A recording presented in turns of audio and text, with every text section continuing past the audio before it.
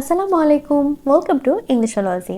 আজকে আমাদের video topic হচ্ছে সিলভিয়া প্ল্যাথের লেখা খুবই বিখ্যাত একটি পোয়েম দ্য রাইভাল, যেটা আমাদের অনার্স ফোর্থ ইয়ারে খুবই ইম্পর্টেন্ট একটি পোয়েম।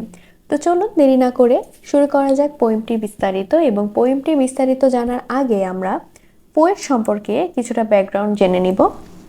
আমাদের পোয়েট সম্পর্কে ব্যাকগ্রাউন্ডের প্রথমেই আছে তার নাম সিলভিয়া প্ল্যাথ, এবং তিনি জন্মগ্রহণ করেছেন 1932-তে এবং মৃত্যুবরণ করেছেন 1963-তে। তিনি একজন লেডি পোয়েট এবং তার হাজব্যান্ডের নাম হচ্ছে টেড হিউজ।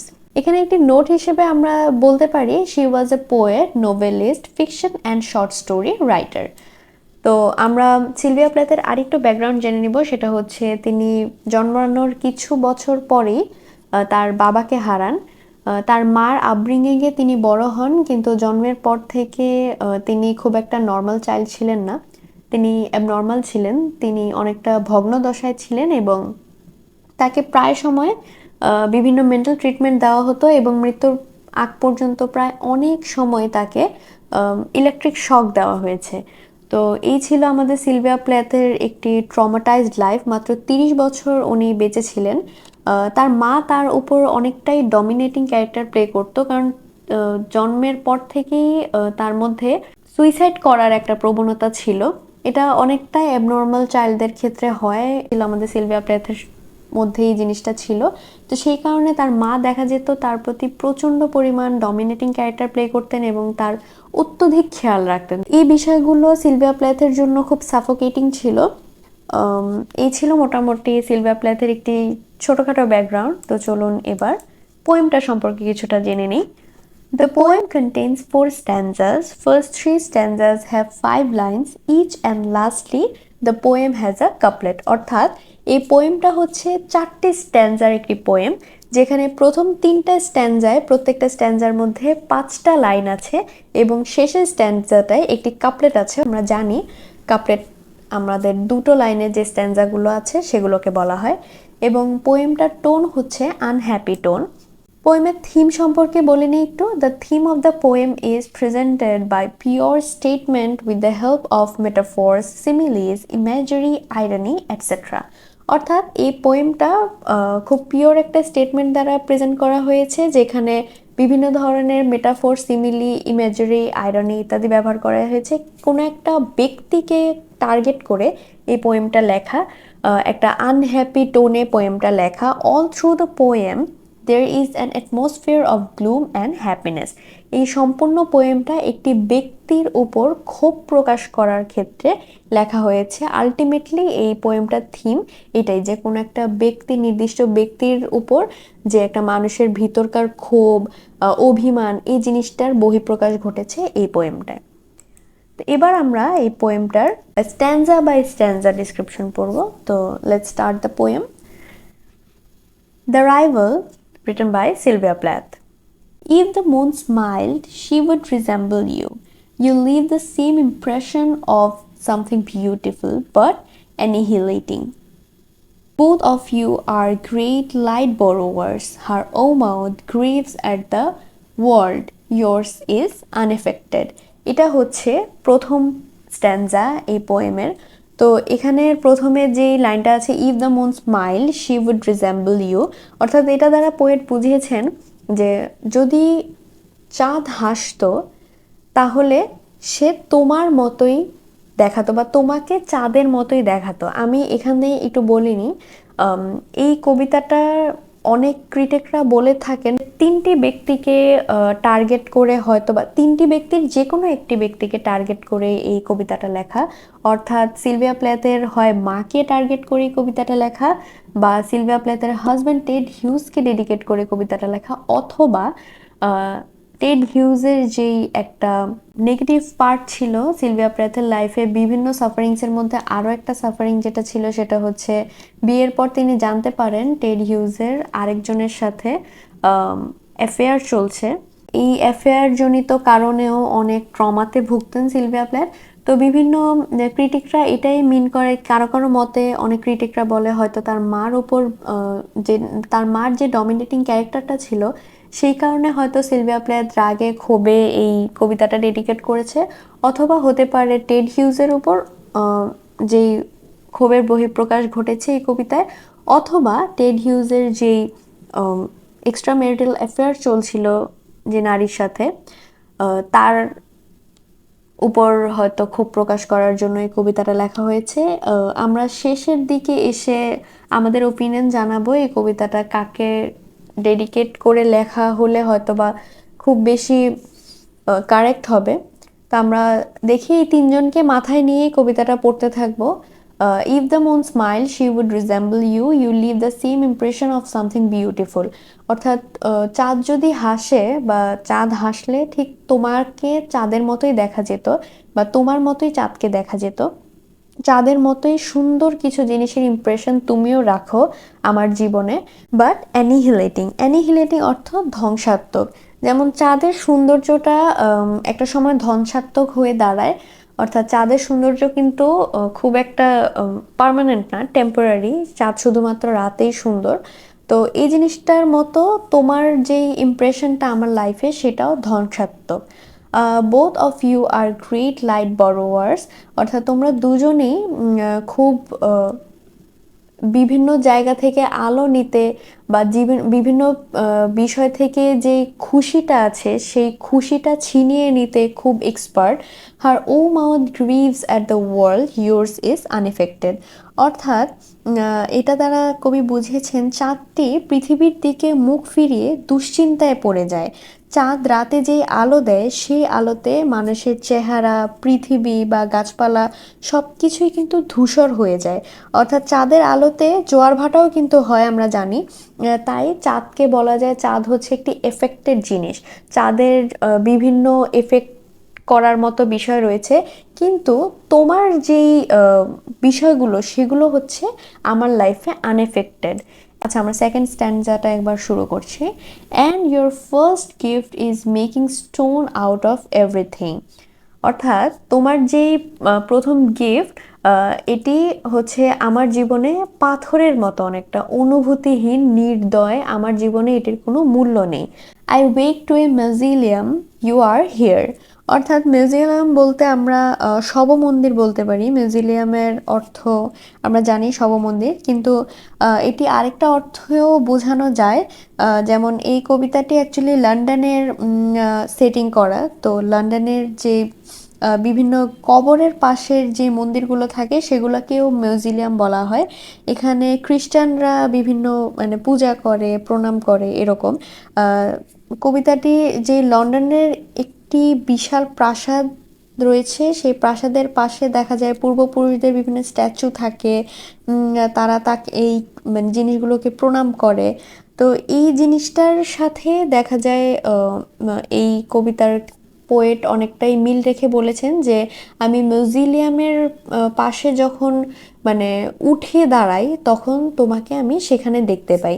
এই জিনিসটার সাথে আমরা ইনডিরেক্টলি এটাও বলতে পারি যে ওই যে কবির আমাদের পোয়েটের মধ্যে যে সুইসাইড করার একটা বিষয়, সেইটার সাথে অনেকটা রিলেটেবল এই মিউজিয়ামটা উনি যে ইউজ করেছেন এই কবিতায়। তো উনি বলছেন you are here taking your fingers on the marble table looking for cigarettes. অর্থাৎ আমি তোমাকে মিউজিয়ামের পাশে দেখতে পাই, এবং সেখানে আমি দেখতে পাই তুমি মার্বেল টেবিলের উপর নিজের আঙুল ঘোরাচ্ছ, এবং বিভিন্ন তুমি সিগারেটের জন্য খোঁজ করছো। এখানে সিগারেট কিন্তু আমরা বলতে পারি টেড হিউজকে যদি বুঝে থাকে তাহলে ঠিক আছে, সিগারেটের জন্য তিনি মানে সার্চ করছেন। অথবা যদি তার মা অথবা টেড হিউজের গার্লফ্রেন্ড বা মিস্ট্রেসের কথাও বলি তাহলেও সেটা যৌক্তিক হবে, কারণ ইউরোপ বা অন্যান্য যে ওয়েস্টার্ন কান্ট্রিগুলো আছে সেই জায়গায় কিন্তু মেয়েরাও সিগারেট খায়। তো সেই হিসেবে আমরা এখানে তিনজনকে এখনো পর্যন্ত বলতে পারি টার্গেটে রয়েছে। স্পাইটফুল অ্যাজ আ ওম্যান, স্পাইটফুল অর্থ হচ্ছে জঘন্য, জঘন্য একজন নারীর মতো। But not so nervous and dying to say something unanswerable. একজন নারীর মতো এখানে যেহেতু বলেছেন, তার মানে এখানে এসে আমরা স্পষ্ট হতে পারি যে হয়তো তার হাজবেন্ডকে নিয়ে এই কবিতাটা লেখা না, তার মা অথবা তার হাজবেন্ডের মিস্ট্রেসকে নিয়ে কবিতাটা লেখা হয়েছে। তো এখানে কবি এই পর্যায়ে এসে যা বোঝাতে চেয়েছেন সেটা হচ্ছে একজন নারীর মতোই তুমি জঘন্য তখন তোমাকে দেখা যায়, কিন্তু তুমি খুব একটা নার্ভাস থাকো না এবং তুমি এরকম কিছু আমাকে বলতে চাও যেটার আসলে কোনো মানে উত্তর নেই, যেগুলোর আসলে কোনো যুক্তি নেই। এটা হচ্ছে সেকেন্ড স্ট্যান্জার এন্ডিং। থার্ড স্ট্যান্জা হচ্ছে the moon two abuses her subjects but in the daytime she is ridiculous। অর্থাৎ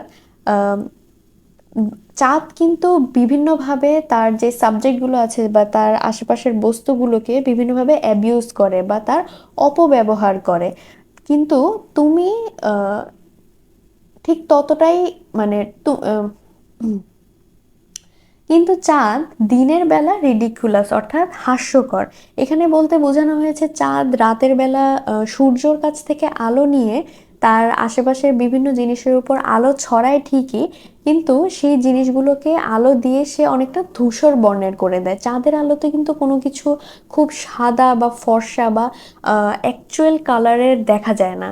চাঁদের আলোটা সবকিছুকে ধূসর বর্ণের করে দেয়, কেমন একটা মানে মৃত মৃত টাইপের একটা রং হয়ে যায়। তো এখানে কবি এটাই বলেছেন যে চাঁদ তার আশেপাশের যে সাবজেক্টগুলো সেগুলোর অপব্যবহার অনেকটা এরকমভাবে করে, কিন্তু ডে টাইমে সে রিডিকুলাস বা হাস্যকর। এখানে এটাও বোঝানো হয়েছে যে চাঁদ কিন্তু সূর্য থেকে আলো ঠিকই নিচ্ছে, সূর্যকে সে ব্যবহার করছে নিজের প্রয়োজনে, কিন্তু দিনের বেলা সে আবার একেবারে কোনো কাজেরই না, একদম ইউজলেস বা রিডিকুলাস।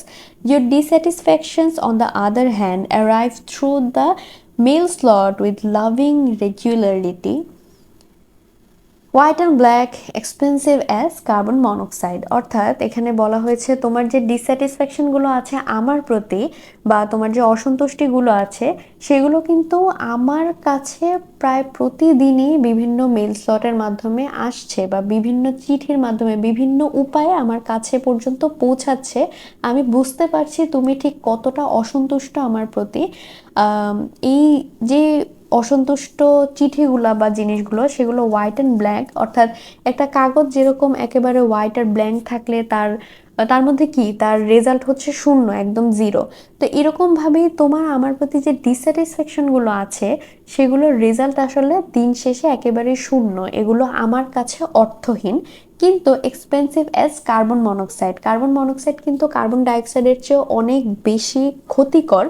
এখানে এখানে কবি এটাই বোঝাতে চেয়েছেন যে তোমার এই ডিস্যাটিসফ্যাকশনগুলো আমার কাছে দিন শেষে একেবারে হোয়াইট অ্যান্ড ব্ল্যাক বা অর্থহীন হলেও তোমার এই ডিস্যাটিসফ্যাকশনগুলো বা তোমার কাছ থেকে যে জিনিসগুলো আমি অবধি পৌঁছাচ্ছে সেগুলো কার্বন মনোক্সাইডের মতোই আমার জীবনে ক্ষতিকর প্রভাব ফেলছে। And the last couplet of the poem is, no day is safe from news of you walking about in Africa maybe, but thinking of me।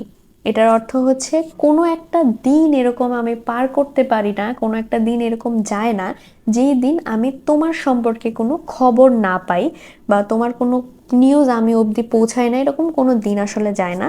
Walking about in Africa maybe but thinking of me, অর্থাৎ তুমি যদি আফ্রিকাতেও থাকো বা আফ্রিকার কোনো একটা রাস্তাঘাটে হাঁটছো চলছো ফিরছো, তুমি যাই করছো তুমি সব সময় আমার ব্যাপারে চিন্তা করো, আমার চিন্তা ভাবনাগুলো তোমার মধ্যে সব সময় বিরাজ করে। এই ছিল এই পুরো পোয়েমটার মোটামুটি একটা ব্যাখ্যা। আমি চেষ্টা করেছি ক্লিয়ারলি ব্যাখ্যাটা বোঝাতে। তো এখানে পুরোটা কবিতা পড়ার পরে অনেকটা তার হাজব্যান্ডের টেড হিউজের যে এক্সট্রা ম্যারিটাল অ্যাফেয়ার চলছিল তাকে ডেডিকেট করে লেখা হয়েছে এই কবিতাটা। এবং এই কবিতা লেখার কিছুদিন পরেই আমাদের পোয়েট যে সিলভিয়া প্ল্যাথ তিনি সুইসাইড করে মারা যান মাত্র 30 বছর বয়সে। ম্যাক্সিমাম ক্রিটিকরা এটাই বলেন যে দ্য রাইভালের যে ডেডিকেশনটা সেটা টেড হিউজের মিস্ট্রেসের প্রতি লেখা। আপনারা যারা যেই বই থেকে বা যেখান থেকেই এইটার অ্যান্সার পড়বেন না কেন বা বিভিন্ন কোয়েশ্চেন থাকবে সেগুলোর অ্যান্সার পড়লে আপনাদের বইয়ে যেটা নিয়ে লেখা বা যাকে ডেডিকেট করেই কবিতাটা লেখা হয়েছে এটা তো উত্তর লেখা থাকে, সেই অ্যান্সারগুলো পড়লে আপনারা নিজেদের মতো সেই ব্যাখ্যাটা দিতে পারবেন। অর্থাৎ এই টেড হিউজ বা সিলভিয়া প্ল্যাথের মা অথবা টেড হিউজের মিস্ট্রেস, যাকে নিয়েই আপনারা কোনো একটা অ্যান্সার লিখবেন সেই অ্যান্সারের সপক্ষে সম্পূর্ণ যুক্তিটা আপনারা দিয়ে নেবেন। অর্থাৎ টেড হিউজকে মিন করে যদি এই কবিতাটা আপনারা বলেন যে সিলভিয়া প্ল্যাথ লিখেছে, তাহলে এভাবে বলা যায় যে তার হাজব্যান্ডের এই এক্সট্রা ম্যারিটাল অ্যাফেয়ারটার কারণে তিনি এই রাগে, ক্ষোভে, দুঃখে এই কবিতাটা লিখেছেন, এরকম ভাবে একটা যুক্তি উপস্থাপন করবেন। অথবা তার মাকে নিয়ে যদি আপনারা কোনো যুক্তি উপস্থাপন করেন, তাহলে এভাবে বলতে পারবেন যে তার মা তার প্রতি প্রচন্ড পরিমাণ ডমিনেটিং একটা ক্যারেক্টার প্লে করতো, অতিরিক্ত খোঁজ খবর নিত বা প্রায় সময় তাকে খুব চোখে চোখে রাখতো। এই জিনিসগুলোর কারণে তার মার প্রতি একটা ক্ষোভ তার ছিল, সেই কারণে হয়তো তিনি এই কবিতাটা এইভাবে লিখেছেন। অথবা টেড হিউজের যে মিস্ট্রেস, তার প্রতি তো স্বাভাবিকভাবে একটি নারীর তার হাজবেন্ডের সাথে অন্য কারো রিলেশন চললে, এক্সট্রা ম্যারিটাল রিলেশন, সেই নারীর প্রতি কতটা ক্ষোভ থাকতে পারে একটি মেয়ের বা মহিলার, সেটা তো আমরা সবাই জানি। হয়তো মানে তাকে ডেডিকেট করে যদি লেখা হয় আপনারা বলেন কবিতায়, তাহলে সেটার পক্ষে যুক্তি দিয়ে আপনাদের অ্যান্সারটা আপনারা উপস্থাপন করবেন। যেটাই করেন না কেন অবশ্যই সেটার পক্ষে যুক্তি দিয়ে আপনার সম্পূর্ণ অ্যান্সারটা রিপ্রেজেন্ট করবেন, তাহলে তিনোটাই সঠিক হবে। অর্থাৎ তিনজনকে নিয়েই যদি বলেন যে কবিতাটা লেখা হয়েছে, তাহলে আপনাদের মতের ভিত্তিতে তিনজনকেই রাইট ধরা হবে, যেহেতু এখানে এই কবিতা নিয়ে বিভিন্ন ক্রিটিকরা বিভিন্নভাবে এই পর্যন্ত বিভিন্ন ধরনের মতামত দিয়েছেন। সো আশা করি কবিতাটি সহজে আমি উপস্থাপন করতে পেরেছি। ভিডিওটি ভালো লাগলে প্লিজ লাইক, কমেন্ট করবেন, চ্যানেলটি সাবস্ক্রাইব করবেন, অ্যান্ড এরকম আরও কিছু ভিডিও পেতে ইংলিশোলজির সাথেই থাকুন। আজকে এই পর্যন্তই। আসসালামু আলাইকুম।